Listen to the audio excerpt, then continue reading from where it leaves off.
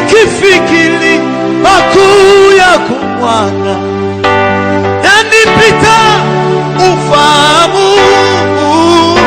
Siku mchana wewe wanilinda, wewe ni mchungaji mwema. Nikifikiri makuu yako Bwana, yanipita ufahamu. Usiku mchana wewe wanilinda, wewe ni mchungaji mwema. Wewe nikifikiri makuu yako Bwana, yanipita ufahamu. Wewe usiku mchana wewe wanilinda, wewe ni mchungaji. Tunaombea matumbo. Dada huyu anasema amesikia kitu kipasuka kwenye tumbo lake.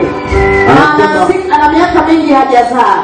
Anasema kitu kimepasuka tumbo. Kama kitu kimepasuka kwa ndani ya tumbo. Hebu mpe maji. Niambie dada. Kwa majina naitwa Grace Batwari. Mimi nasumbuka sana na tumbo kwa muda wa miaka mingi. Kama mingapi? Miaka kama 12. Tumbo linakusumbua? Nisumbua pamoja na kiuno. Tumbo lilikuwa linafanyaje? Tumbo lilikuwa linasimama kama vile kuna mimba. Kama kuna mimba. Lakini kipindi kanishika pale tumboni nimesikia kitu kama kimepasuka. Kama kimepasuka. Dada huyu amefika hemani kwa mara ya kwanza siku ya jana. Alikuwa anasumbuliwa na roho ya kukataliwa. Kila mara akiwa na mume wake anamfukuza. Kwa hiyo ndani ya ndoa anaishi kwa muda wa miezi mitatu tu, anafukuzwa, anarudi kwao. Lakini jana alipokuja akaonana na mtumishi wa Mungu, ile roho ya kukataliwa imeondoka. Imeondoka, maana leo asubuhi ilikuwa apewe nauli aondoke. Lakini akaambiwa kaa utulie. Hebu mama, sasa hivi unakaa umetulia? Ndio, nimekaa nimetulia. Leo ameniambia asubuhi ukae. Badala ya kubeba begi uondoke ukae. Kwa hiyo hakuna kuondoka tena. Kusumbuliwa na tumbo pamoja na kifua, lakini sasa baada ya maombi wamemfungua.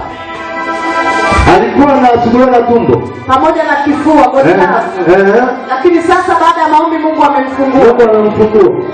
Tumsikie. Penda Mungu. Rumbelele. Majina yetu Gonzalo kutokea Geita. Ndio. Nilikuwa nasumbuliwa na tumbo na kifua. Baada ya maombi najisikia vizuri.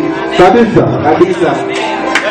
Kwa na kitu kinachotembea kutoka kifuani kushuka tumboni. Na alipoenda hospitali hawakuona chochote baada ya uchunguzi. Lakini anasema baada ya maombi hicho kitu kimeondoka na sasa yuko mwepesi. Niambie dadangu, kitu kilikuwa kinatembea wapi? Yaani kitu kilikuwa kinatoka tumboni kinapanda kifuani. Mpaka puani? Kifuani. Baada ya maombi unasema kimeondoka. Kimeondoka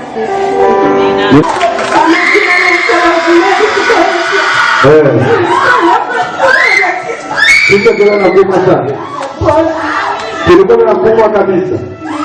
Na kimepona. Anasema anaanza kuumwa tumbo na kichwa toka alivyoacha utoto, yani kuingia kwenye ubinti mpaka leo. Tumbo likawa linamsumbua na kichwa kila siku. Ndio. Miaka mingi kabisa. Ndio. Unakadiria kama miaka mingapi? Miaka 15. Tumbo linakusumbua na kichwa. Kwa sababu unasema umepona kabisa. Sema asante Yesu.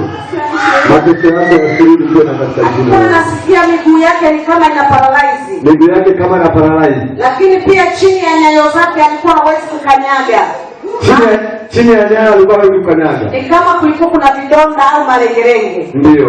Lakini sasa Mungu amemponya na anaweza akatembea mwenyewe. Anaweza akatembea mwenyewe. Tena yuko pekupeku, anaweza akatembea vizuri. Haya, hebu arukeruke nione nikiwa huku. Oh my God. Okay, dada unaitwa nani? Naitwa Teresa. Ni kweli kabisa miguu ilikuwa inasumbua? Ndio. Ilikuwa inasumbuaje? Ilikuwa kuna wakati nikiamka asubuhi siwezi kukanyaga, naomba kama kuna vidonda. Kama kuna vidonda? Ndio. Baada ya maombi sasa hivi unasema umepona? Kabisa kabisa. Sema asante Yesu. kwa kuniponya. Kuniponya. Asante sana. Amekuwa akisumbuliwa na tumbo kwa miaka mingi chini ya kitovu. Lakini baada ya maombi Mungu amemponya. Mungu amemponya. Labda tumsikie mwenyewe. Upendo wa Mungu. Jina lako na Majina naitwa Jessica Roy. Nimesumbuliwa na tumbo sisi wakati ya kitovu kwa muda wa miaka mingi, lakini sasa na yeye Mungu ameniponya. Unaamini kabisa umepona.